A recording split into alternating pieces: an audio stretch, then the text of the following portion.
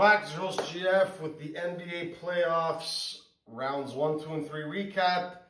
You sure know the jersey I'm wearing, but just in case you don't, we'll give it a little swag. The MVP, the best overall player, two-way player. Sorry, Jokic, you don't play defense. The best player in the NBA right now, Shai Gilgeous-Alexander from Hamilton, Ontario.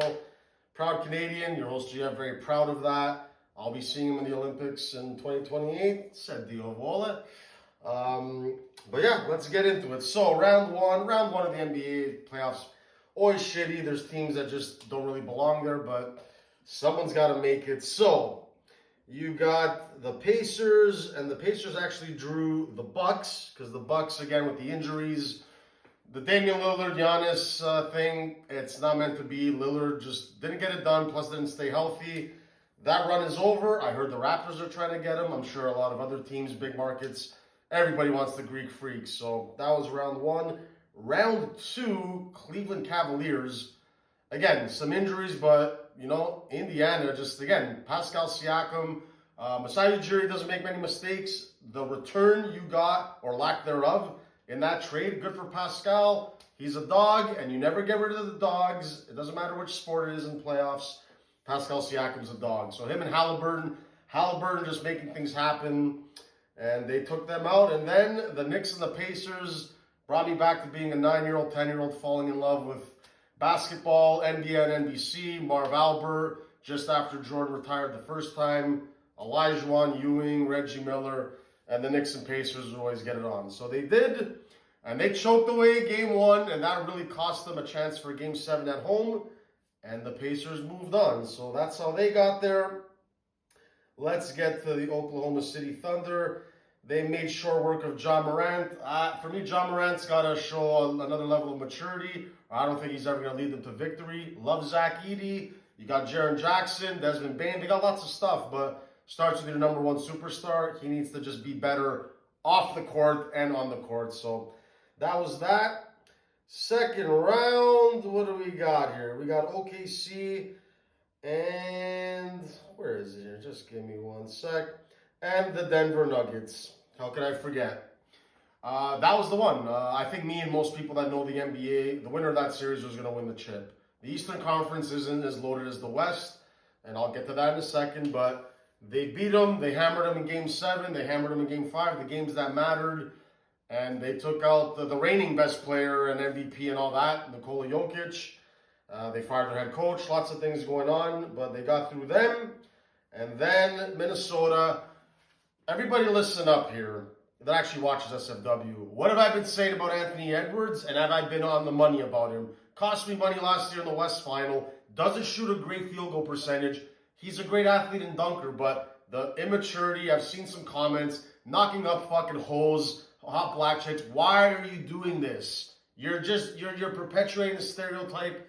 But I've said all the time, guys, Anthony Edwards has the face of a guy who's just a dumb hood guy. I'm just going to call it like it is. But I am not a hater. I like his game. But until he starts being more clutch in the fourth, making the shots, making the free throws, they're not going anywhere. And they haven't been to the finals yet. So stop comparing him to Michael Jordan, or just because he kind of looks like him, that's his long-lost kid. Enough with these stupid storylines, okay? And even if he is, he's not even close to Michael Jordan. I never want to hear the comparison again. Guy's a fucking pussy. He doesn't want to be in the dunk contest. Go join LeBron, Ja Morant, Zion. Zion's in trouble with fucking hoes, too. You guys are all fucking morons. Love black American basketball players and football players, but a lot of you are morons. But a shout-out to the majority of you that are great guys and fathers and all that. GF, I'll always call it like it is.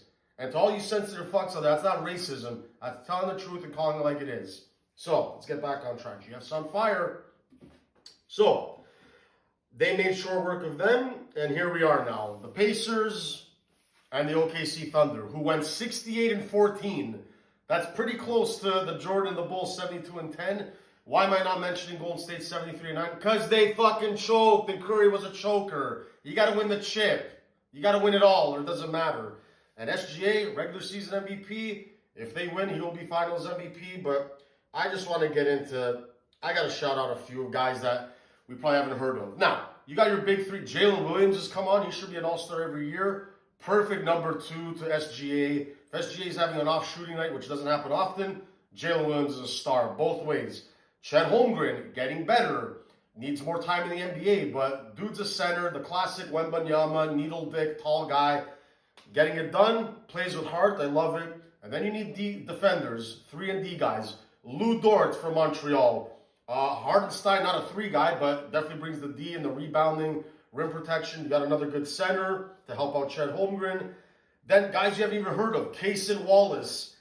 Aaron Wiggins, there's another Wiggins. When this guy comes in the game, he makes things happen. Alex Caruso. I didn't think this Italian white boy could play. He can lock up some brothers. He can make some shots. He just makes big things happen, whatever team he's on. Just a solid glue guy. So you add that all up, they got a lot of guys, man. Isaiah Joe every now and then can do it. Ajay Mitchell. Sam Presti's plan is finally working. He's got a bunch of draft picks. This could be a dynasty in the making. Indiana side, love what they've done. Rick Carlisle head coach. Siakam, Halliburton. The big man, Miles Turner, I remember when he was a rookie in 2016 when the Raptors beat them. They've come a long way. They've done the right things. Andrew Nembhard from Aurora, Ontario. Solid D, makes shots, D'ing up Jalen Brunson. Ben Mathurin from Montreal, making plays happen off the bench. So Indiana, small market, done it the right way. OKC, they've just done it better. The Clippers are cursed.